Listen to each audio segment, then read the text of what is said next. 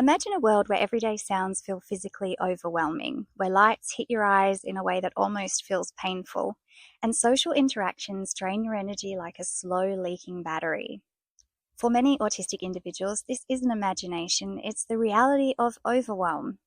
And within that reality is an inner scream that isn't visible or audible, but it's something you really need to understand and help others understand as well.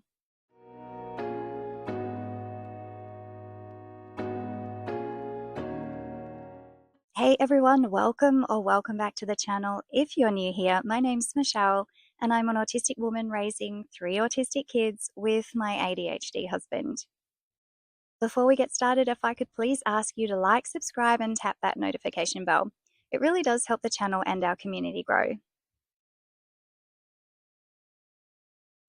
The often unseen and unheard experience of autistic overwhelm.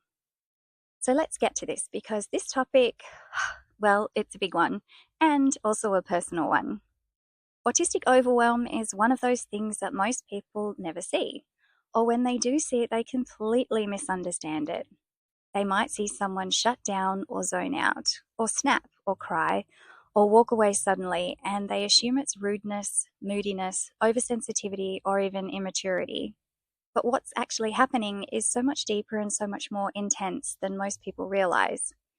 Today, I want to walk you through what overwhelm actually feels like internally, why it happens, and what the body and the brain are doing, and how we can make this world a little easier to live in for ourselves and for each other.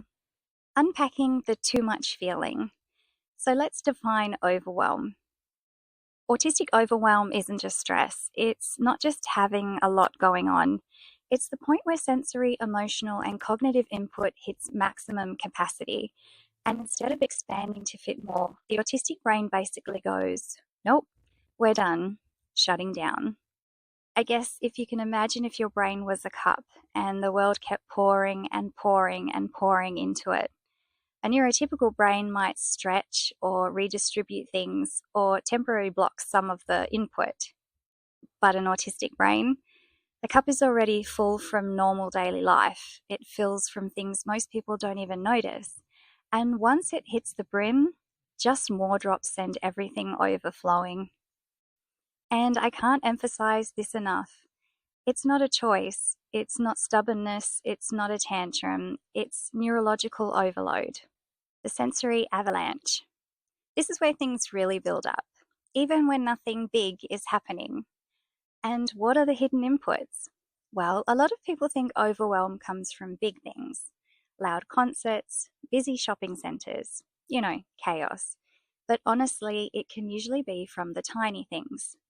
The fluorescent lights buzzing, the fabric that's a little too scratchy, the person tapping their foot, a chair scraping across the floor, the clattering cutlery in a cafe.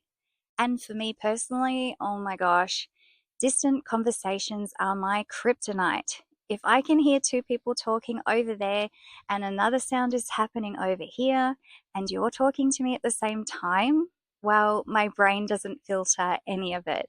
I hear everything all at once with the same intensity, like 10 radio stations blasting simultaneously. And it's not that I'm distracted, it's that I'm processing all of it, whether I want to or not. And don't even get me started on perfume. One scent, it doesn't even have to be strong, and I am gone instantly. I'm overwhelmed, instantly drained, instantly nauseous. It's like being hit with an invisible brick. All of this piles up, quietly, constantly, until suddenly the system crashes. Brain on overdrive, an analogy. Imagine your brain's a computer. A neurotypical brain might have, maybe 6 or 7 programs open.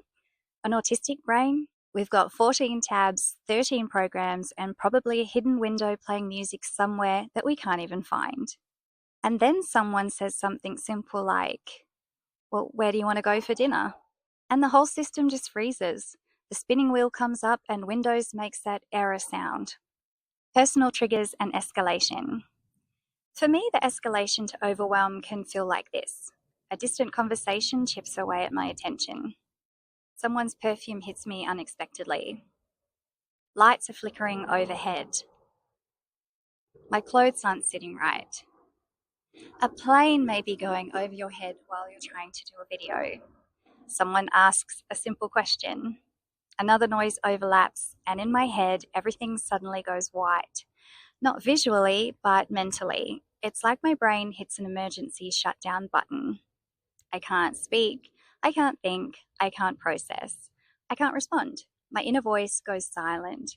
Or sometimes it becomes too loud, like all of my thoughts are screaming at once. This is overwhelm. Emotional and cognitive meltdown. Now let's talk about the emotional side, because the sensory input is only half of it. You can call it the internal echo chamber. When overwhelm hits, emotions amplify. It's not just anxiety, it's every emotion echoing and bouncing around uncomfortably. Fear, frustration, embarrassment, sadness, irritation, and none of it has a clear direction or cause anymore. It's like being trapped in a room where all your feelings are yelling at you. You're not choosing this reaction, you're experiencing it. Executive function shut down. This one's a big one and so misunderstood. When overwhelmed, we can lose access to decision making, logical thinking, speech, emotional regulation, motor planning, and problem solving. It's not a refusal, it's not drama, it's not being difficult. It's literally the brain saying, we can't run this function right now. The invisible fight or flight. This is where the inner scream comes in.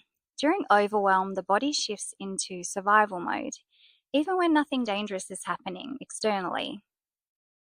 Heart racing, breathing shallow, muscles tense, tunnel vision, the urge to escape, the urge to shut down, the urge to cry, yell, or go silent. But on the outside, people may barely even notice. Inside, you're screaming. Coping mechanisms and misunderstandings, from stimming to shutdown. Stimming gets misunderstood so often, but it's one of our best built-in tools for managing overwhelm. Rocking, tapping, pacing, fidgeting, and repeating movements, to name a few. These aren't quirks, they're self-regulation tools. When stimming isn't enough, masking might kick in, forcing yourself to look okay. But masking costs energy, and eventually, shutdowns happen. Shutdown isn't failure, it's the body protecting itself. And meltdowns, also not behaviour problems. They're the overflow finally spilling out. The cycle of shame. This part breaks my heart. So many autistic people walk around feeling defective because society constantly tells us our overwhelm is an overreaction. We get, calm down, stop being so dramatic, you're too sensitive, you're an adult, act like it. Just ignore it. It's not that loud. And every time someone says one of those things, the shame deepens. But here's the truth. You're not too sensitive. The environment is too intense, and your reactions make sense even when other people don't understand them. Bridging the empathy gap. Here's what neurotypical people can do. Don't question or minimize overwhelm. Don't ask a million questions in the moment. Don't take a shutdown personally. Don't demand eye contact or conversation. Do offer quiet support. Do give space. And do ask after the situation, how can I help next time? Do trust that the autistic person knows their limits. Empathy doesn't require understanding every detail. It requires believing the experience is real. Creating a calmer world. Proactive strategies for autistic individuals. These are things that help me and my kids that may help others too. Using noise-cancelling headphones, reducing sensory load at home, taking breaks before burnout hits, setting boundaries without guilt, choosing comfortable clothing, avoiding strong scents, planning recovery time after social events, simplifying decisions, using routines to save brain energy, and leaving environments early when needed. It's not avoidance, it's self-preservation. Nobody. I just have to show my little... He's just come up to say hello. Where are you, buddy? There you are. Hello. Hmm? This is Cubby. Hi, Cubby.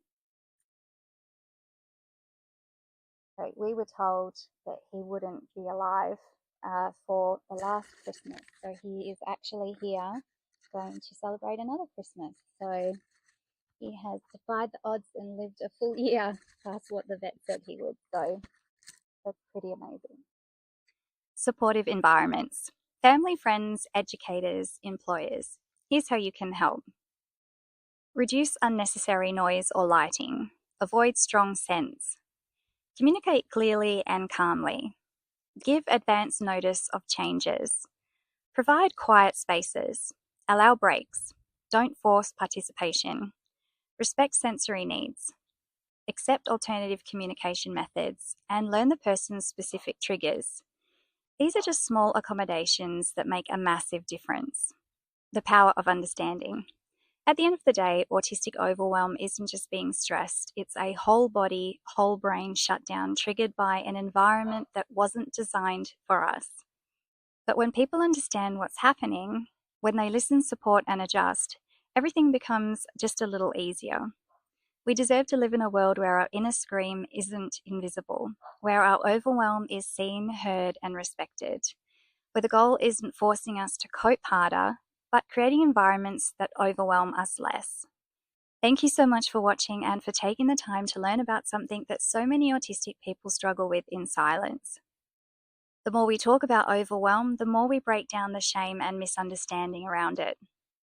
If this helps you feel seen, or if you think it could help someone else understand what you go through, please share it. And don't forget to like, subscribe, and tap the notification bell so you don't miss future videos. Take care and be patient with yourself, and I'll see you in the next one.